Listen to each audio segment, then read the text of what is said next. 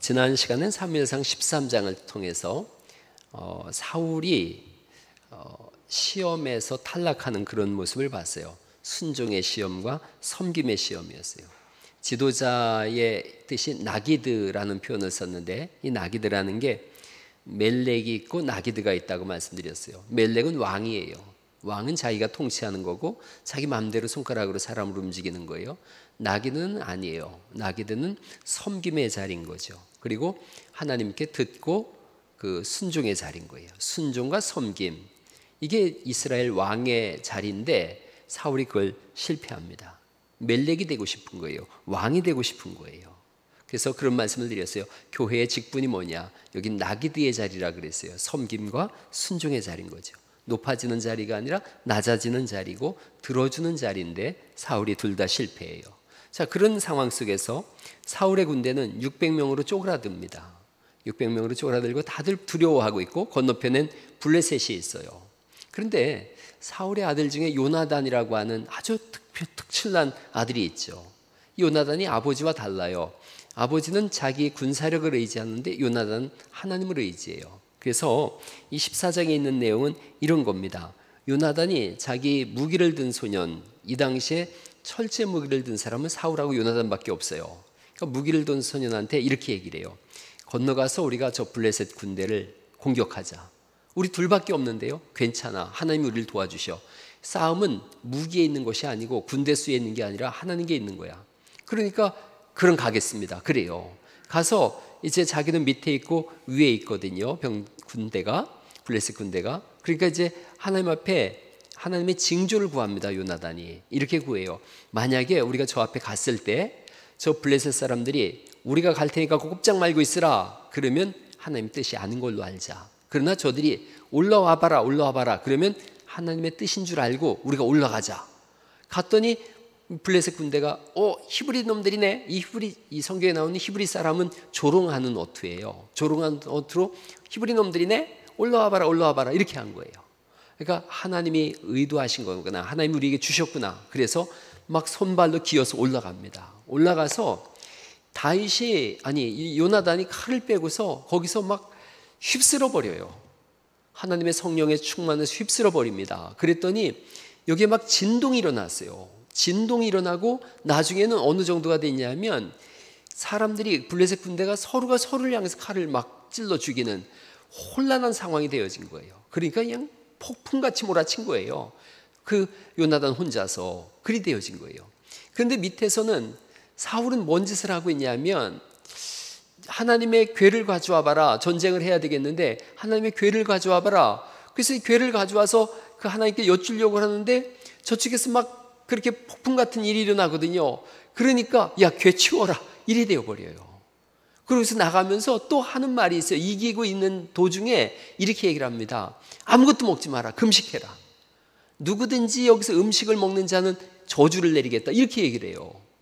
그러니까 백성들이 전쟁은 치열한데 배는 고프고 죽기 직전인 상황까지 가죠. 그런데 이 소식을, 이 금식하라는 얘기를 요나단은 못 들었어요. 전쟁하다 보니까 숲에 꿀이 있거든요. 이 꿀을 먹었더니 눈이 밝아진 거예요.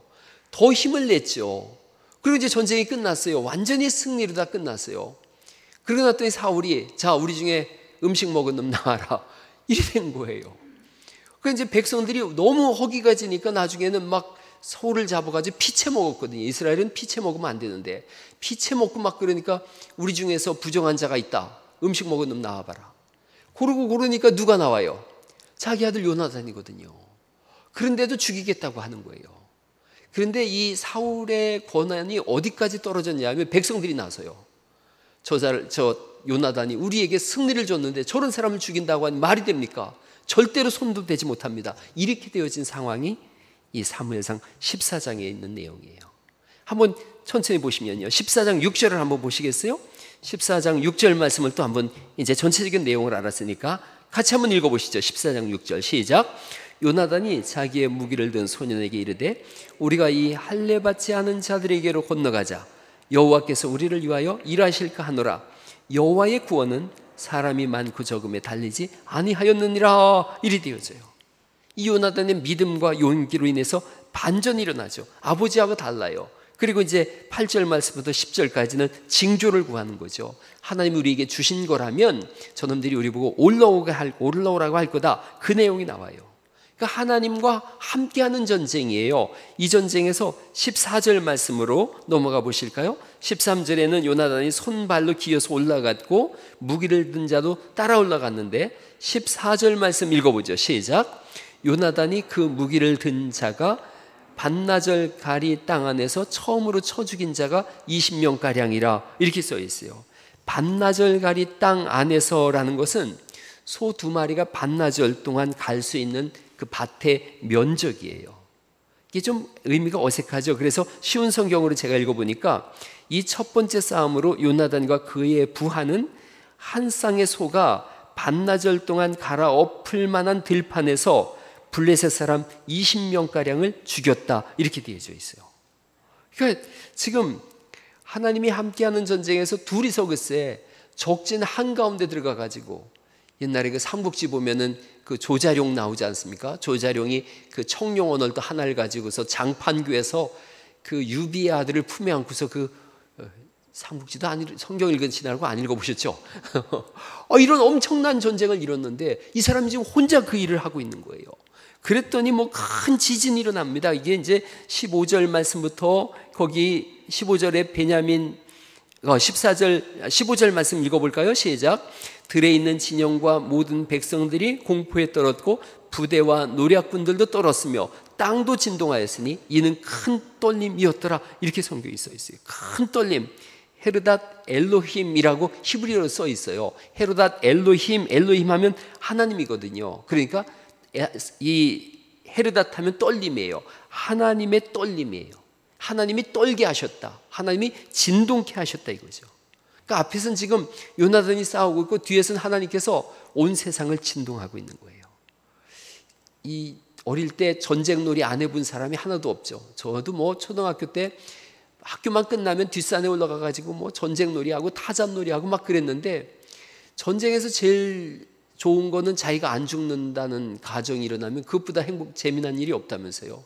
그 전쟁놀이가 일어났는데 요나단이 알고 있는 거예요. 자기는 불사신인 거예요. 안 죽는 거예요. 하나님이 진동케 하는 거예요. 그리고 혼자서 막 공격하다가 지치니까 20절에 있는 말씀입니다. 20절 말씀 또 한번 읽어보실까요? 시작. 사울과 그와 함께한 모든 백성이 모여 적장에 가서 본즉 블레셋 사람들이 각각 칼로 자기의 동무들을 침으로 크게 혼란하였더라. 이렇게 되어져 있어요. 김자진 장군이 천살리 정투에서도 똑같은 작전 썼잖아요. 이 안개가 자욱할 때에 막 공격을 했더니 안개 속에서 누가 아군인지 적군인지 모르니까 자기들끼리 막 쳐서 죽였다. 이게 청살리 전투인데 이런 일이 일어난 거예요. 혼란스럽게 만들고 하나님께서 친히 싸우셨더니 자기들끼리 막 전쟁이 되어지는 거죠. 이렇게 전세가 역전되니까 600명가량밖에 없었는데 숨어 있었던 사람들이 다 나오는 거예요. 22절 말씀이 그 말씀인데 22절 말씀 또 읽어보죠. 시작. 에브라임 산지에 숨었던 이스라엘 모든 사람도 블레셋 사람들이 동함함을 듣고 싸우러 나와서 그들을 추격하였더라. 그리고 이제 여호와께서 23절이죠. 그날에 이스라엘을 구원하심으로 전쟁이 벳외안을 지나더라. 하나님이 구원하셨다 이렇게 되어져요. 그래서 성경이 써 있는 거예요. 전쟁은 누구한테 속한 거예요? 하나님께 속한 거예요. 사무엘상 17장 47절에 있는 말씀인데요. 제가 읽어볼게요. 이제 우리 17장도 나중에 읽게 될 거예요. 또 여호와의 구원하심이 칼과 창에 있지 아니함을 이 무리에게 알게 하리라. 전쟁은 여호와께 속한 것인즉 그가 너희를 우리 손에 넘기시리라. 누가 한 얘기냐면 다윗이 골리앗과 싸울 때예요. 골리앗이 7척 거구가 온몸에 중무장을 하고 나왔을 때 다윗이 돌멩이 하나에 이거 막대기 하나 들고 나가잖아요. 그러니까 골리앗이 뭐라 그랬냐면 막대기를 들고 나와 너 나를 개로 알고 있냐? 이렇게 얘기할 때 다윗이 고백한 거예요. 전쟁은 하나님께 속한 거다. 그러니까 하나님이 너희를 우리의 손에 붙일 거다. 당당하게 이기죠. 성경은 우리에게 창세기부터 계시록까지 계속해서 말씀해 주는 게 그거예요. 하나님께 속해 있다는 거예요. 히스기야 왕 때에 아수르 왕 사느립이 쳐들어왔어요. 히스기야가 하나님 앞에 간절히 기도하죠. 우리 하나님 여호와여 원하건대 이제 우리를 저들의 손에서 구원하옵소서. 그리하시면 천하만국의 주 여호와가 홀로 하나님이신 줄 알게 되나이다 라고 기도해요. 간절히 기도했어요. 그랬더니 하나님께서 그 기도를 들으시고요. 그 사람들 아수르 왕 사느립과 이 바다에 모래같이 많이 왔다 그랬거든요. 이들을 향해서 하나님께서 천사를 보내셔서 그 밤에 18만 5천 명을 다 쳐서 죽였어요. 그 사느립 왕이 도망을 갑니다. 도망갔다가 자기 부하들 손에 잡혀서 죽어요. 이 내용을 가지고서 쓴 시가 이 열왕기하 19장 19절 이하에 있는 이 내용을 가지고 쓴 시가 시편 46편이에요. 궁금하니까 시편 46편 한번 찾아보시겠어요? 시편 46편이 이렇게 되어 있습니다. 한번 보시죠. 오늘 본문 그 자리 잘 접어 놓으시고요. 시편 46편 한번 펴보세요. 이게 아주 시편 46편이 가슴 뛰는 시예요. 46편 1절이 이렇게 되어 있어요. 하나님은 우리의 피난처시요 힘이시니 환난 중에 만날 큰 도움이시라. 아멘이죠. 하나님이 우리의 힘이세요. 그러므로 땅이 변하든지 산이 흔들려 바다 가운데에 빠지든지 바닷물이 솟아나고 뛰놀든지, 이건 모든 환난을 다 이렇게 표현한 거예요. 역경이 왔어요. 땅이 변하고 산이 흔들리고 바다 가운데 빠지고 바닷물이 솟아나고 뛰놀고 그것이 넘침으로 산이 흔들릴지라도, 온갖 세상 풍파가 온갖 어려움이 다 와도 우리는 두려워하지 않겠다, 이렇게 고백하고 있는 거예요. 왜 그런가? 하나님이 피난처시니까요. 하나님이 힘이시니까요. 하나님께서 환난 중에 만날 큰 도움이시기 때문인 줄 믿으시기 바랍니다. 이 시를 읽으면서 이 종교개혁을 했던 루터가 막 가슴이 막 뛰기 시작했어요. 그래서 이 시를 읽고서 즉석에서 시를 써나갔어요. 그 시가 내주는 강한 성이요 방패와 병기 되시니, 이 찬송을 썼어요. 그래서 종교개혁이 일어났을 때 사람들의 입에서 이 찬송이 울려 퍼진 거예요. 금방 죽인다고 사람들이 막 달려들고 군대가 왔을 때 이 찬송을 불렀어요. 내주는 강한 성이요 방패와 병기 되시니. 이 찬송을 부르기 시작했어요. 여러분, 이 시의 시편 46편의 백미는 10절에 있습니다. 10절 말씀 읽어보시겠습니까? 10절이 백미 중에 백미예요. 또 읽어보죠. 시작. 이르시기를 너희는 가만히 있어 내가 하나님됨을 알지어다. 내가 문나라 중에서 높임을 받으리라. 내가 세계 중에서 높임을 받으리라 하시도다 말씀하고 있고, 11절 또 읽어보죠. 시작. 만군의 여호와께서 우리와 함께 하시니 야곱의 하나님은 우리의 피난처이시로다, 이렇게 고백하고 있어요. 너희는 가만히 있어 내가 하나님됨을 알지어다. 여기 천호성지에 가면은 그렇게 써놨어요. 이렇게 문에다가 이 말씀을 똑같이 캐톨릭이니까 공동 번역으로 썼는데 멋있게 썼어요.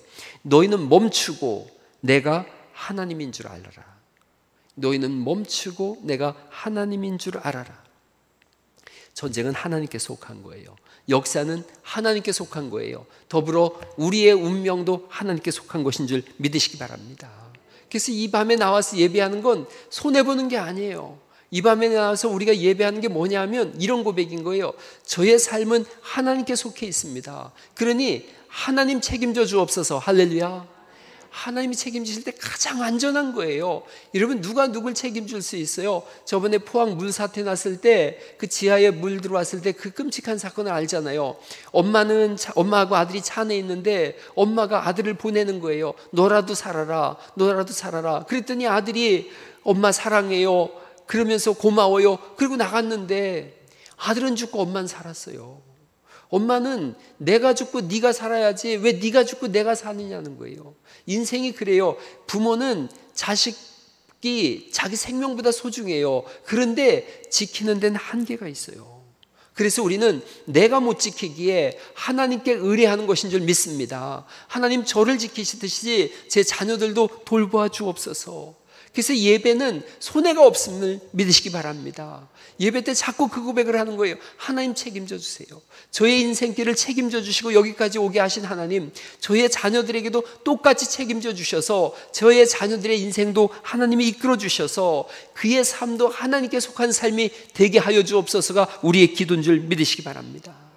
신앙생활이라는 게 다른 거 아니에요. 날마다 그 고백하는 거예요. 내 인생은 하나님께 속해 있습니다. 내 모든 삶의 주인은 하나님이십니다. 지금 요나단은 그 고백을 하고 있는데 그 아버지 사울이 자꾸 헛발질을 해요. 24절 26절 말씀이 금식을 선포하는 거예요. 그리고 경솔한 맹세를 해요. 지금 금식하지 않는 자는 내가 죽이겠다. 이러면 이 사람은 전에도 지난주에 말씀드린 것처럼 멜렉의 마음을 가지고 있는 거예요. 왕의 마음을 가지고 있을 뿐이지 섬김의 마음, 종의 마음이 없는 거예요. 백성을 사랑하는 마음이 요만큼도 없는 거예요. 그러니까 섣부른 맹세를 해요. 성경에 가장 섣부른 맹세를 한 사람이 입다 아닙니까? 입다. 경솔하게 맹세하죠. 내가 전쟁에 나가서 이기고 돌아올 때 처음으로 맞이한 사람을 내가 하나님 앞에 산제물로 드리겠습니다. 와서 봤더니 자기 딸인 거예요. 헛된 맹세예요. 쓸데없는 맹세란 거죠. 이 사람 지금 맹세하고 있는데 왜 그런 맹세를 하느냐면 공명심과 독선이에요. 독선. 자기의 공명심 때문에 그래요. 자기의 복수심 때문에 그래요. 24절 말씀이 그렇게 써 있어요. 사무엘상 14장 24절을 다시 보시겠습니까? 다시 보시죠. 시작. 그날에 이스라엘 백성들이 피곤하였으니 이는 사울이 백성에게 맹세시켜 경계하여 이르기를 저녁 곧 내가 내 원수에게 보복하는 때까지 아무 음식이든지 먹는 사람은 저주를 받을지어다 하였음이라.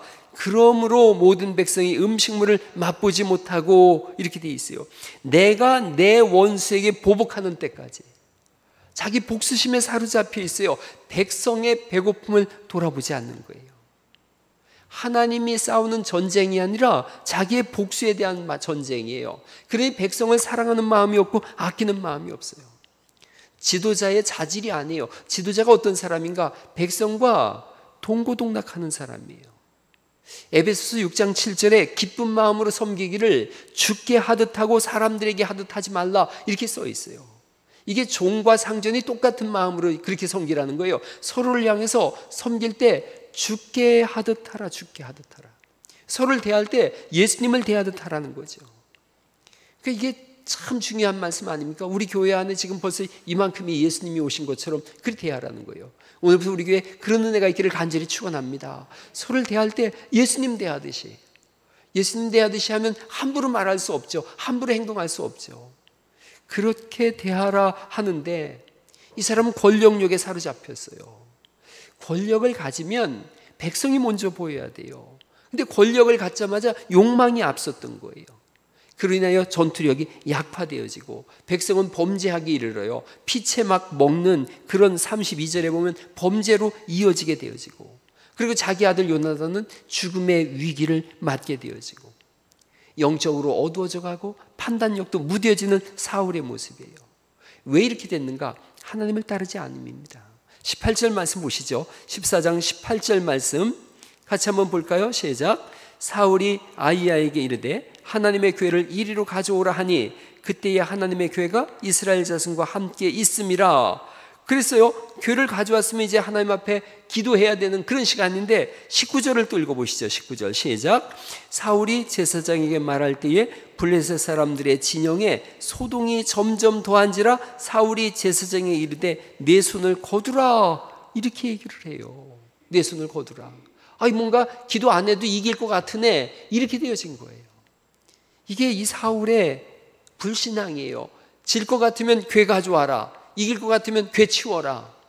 이게 부적같이 쓴 거예요. 하나님의 교회를. 그러니까 하나님과의 인격적인 관계가 전혀 없었던 거죠. 37절 말씀 보시겠어요? 37절부터 39절에도 이렇게 되어 있습니다. 37절 사울이 하나님께 여짜오되 내가 블레셋 사람들을 추격하리이까 주께서 그들을 이스라엘의 손에 넘기시겠나이까 하되 그날에 대답하지 아니하시는지라. 일이 되어지면 하나님이 대답을 안 하시는 거예요. 사울이 워낙 이렇게 신앙 없이 하니까 그러면 이게 내 죄 때문이구나 이래야 되는데 38절 읽어보시죠. 시작. 사울이 이르되 너희 군대의 지휘관들아 다 이리로 오라. 오늘 이 죄가 누구에게 있나 알아보자. 그래서 이스라엘을 구원하신 여호와께서 살아계심을 두고 맹세하노니 내 아들 요나단에게 있다 할지라도 반드시 죽으리라 하되 모든 백성 중 한 사람도 대답하지 아니하매 일이 되어져요. 죄를 자기에게서 찾아야 되는데 남에게서 찾고 심지어 내 아들이 죄를 범해서 내가 죽이겠다 맹세까지 합니다. 44절 말씀을 보시면 44절 사울이 이르되 요나단아 네가 반드시 죽으리라. 그렇지 않으면 하나님이 내게 벌을 내리시고 또 내리시기를 원하노라. 자꾸 쓸데없는 맹세로 나아가는 거예요. 하나님의 뜻과 전혀 상관없는 그렇게 나가게 되어지고, 이런 걸 무속적 신앙이라 그래요. 무속적 신앙. 무당처럼 그렇게 하는 거예요. 이 무속적 신앙은 부정적인 결과를 다 가져오죠. 29절에 있는 말씀 보면 부정적인 결과예요. 요나단이 이렇게 이르되 내 아버지께서 이 땅을 곤란하게 하셨도다. 곤란하게 하는 거예요. 32절 백성이 이에 탈취한 물건에 달려가서 양과 소와 송아지들을 끌어다가 그것을 땅에서 잡아 피채 먹었더니, 자꾸 부정적인 일들이 계속 일어나죠. 악순환이 일어나는 거예요. 37절 말씀, 사울이 물어도 하나님이 대답하지 아니하시고, 44절에 있는 말씀도 조금 전에 읽었지 않습니까? 그리고 46절에 있는 말씀, 사울이 블레셋 사람들 추격하기를 그치고 올라가매 블레셋 사람들이 자기 곳으로 돌아가니라. 이렇게 함으로 인해서 전쟁이 끝났는데, 전쟁이 끝나고 나서도 사울은 신임을 잃어버립니다. 신임을 잃어버린 것이 45절에 나와요. 백성이 사울에게 말하되 이스라엘에게 이 큰 구원을 이룬 요나단이 죽겠나이까? 결단코 그렇지 아니하니이다. 여호와의 살아계심을 두고 맹세하노니 그의 머리털 하나도 땅에 떨어지지 아니할 것은 그가 오늘 하나님과 동역하였음이니이다 하여 백성이 요나단을 구원하여 죽지 않게 하니라. 이러면 백성이 이 사울한테 뭐라고 하냐면, 너 요나단 머리털 하나만 건드려봐, 바로 우리 돌아서서 반역을 이룰 거다, 이 얘기를 하는 거예요. 권위가 완전히 땅에 떨어져 버렸죠. 이 사울이라는 이 사람은 고비 때마다 주술에 의지하거나 맹세에 의존해요. 그래서 위기가 당했을 때 내가 하나님 앞에 이런 맹세하면 하나님이 들어주시겠지. 아니에요. 신앙은 하나님과 매일같이 쌓아가는 인격적 삶의 모습이고 삶의 결과물인 줄 믿으시기 바랍니다. 매일같이 하나님과 만나고 인격적인 관계 속에서 이루어져 가는 거예요. 제가 우리 중에 이렇게 현찰 가지고 다니는 분이 김태철 집사님인데 김태철 집사님한테 제가 처음 본 사람인데 인격적 관계도 없고 맨날 싸가지 없는 짓만 하다가, 집사님 저 5만 원만 빌려주세요. 그러면 저 1,000원밖에 없어요. 그러지 않겠어요? 그러나 이렇게 꾸준히 지금처럼 이렇게 인격적 관계를 계속 쌓아가니까, 집사님 5만 원만 빌려주시겠어요? 그러면 5만 원 가지고 되겠어요? 목사님 10만 원 가지고 가세요. 그러실 거죠, 집사님? 제 대답을 안 하시는데요. 끊임없이 인격적 관계를 쌓아가니까 그래요? 그럼 내가 줘야죠. 이렇게 하는 거죠. 하나님과도 똑같아요. 이런 수요 예배, 주일 예배, 이런 기도회, 이런 모임 때 자꾸 하나님과의 관계를 쌓아가는 거예요. 성령님과 끊임없이 소통하는 거예요. 그러니까 하나님 기도하면 하나님께서, 그래, 너 기도 내가 들어야지. 네가 나한테 얼마나 인격적 관계를 많이 가지고 있는데, 그러는 거지. 하나님과 생판, 애들 말로 쌩까다가 급하니까 내가 맹세할게요. 맹세 아니라 맹세하라비를 해도 하나님은 안 들어주시는 거죠. 지금 이 사울이 이러고 있고, 나중에 다급하면 어떤 일을 하냐면 주술에 의지합니다. 사무엘상 15장에 아말렉 전투가 나와요. 15장에는 아말렉 전투에서 다 진멸하라 그러거든요. 근데 자기가 좋은 건 남겨요. 자기가 먹으려고. 그러다가 딱 걸리죠. 사무엘한테. 왜 이거 진멸하지 않았습니까? 그랬더니 하나님께 제사하려고요, 옹색한 변명을 해요. 그러자 이 15장 23절에 있는 말씀인데, 한번 옆장이니까 읽어보시죠. 15장 22절에 이렇게 되어 있어요. 22절, 사무엘이 이르되 여호와께서 번제와 다른 제사를 그의 목소리를 청종하는 것을 좋아하심같이 좋아하시겠나이까? 순종이 제사보다 낫고 듣는 것이 순양의 기름보다 낫다. 이 말씀이 여기에 나오고요. 이걸 거역하는 것은 23절이에요. 거역하는 거를 죄가 똑같은데 어떤 죄냐 하면 점치는 죄, 또 우상에게 절하는 죄, 하나님의 말씀을 버리는 죄, 이거하고 똑같이 보고 있어요. 그러니까 점치는 죄, 우상 숭배하는 죄, 하나님을 거역하는 죄, 반역죄죠. 이게 똑같은 죄라는 거예요. 나중에요, 사무엘이 죽었어요. 블레셋이 쳐들어오거든요.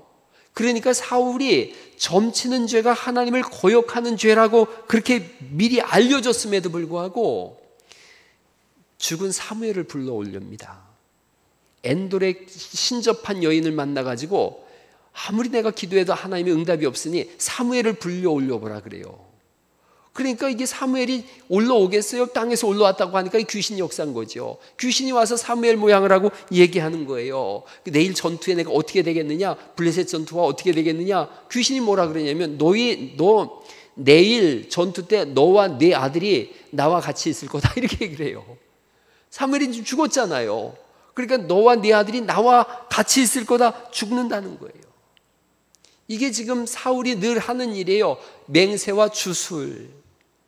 어떤 분이 위기 때 점집 참는 권사님들 많다 그러더만요. 그런 분 손 번쩍 들어보시죠.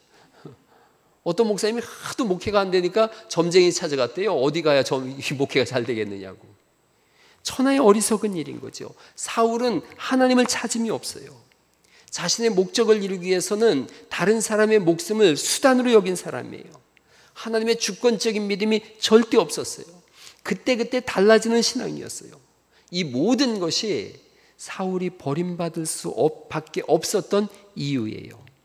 요나단, 믿음으로 블레셋을 선제 공격합니다. 하나님이 이 전쟁에 승패를 쥐고 있다라고 하는 분명한 확신이 있거든요.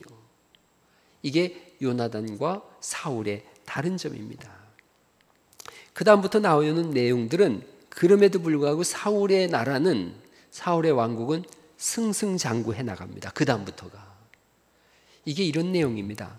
하나님 없이도 세상 나라에서는 승승장구해 나갈 수 있다는 겁니다.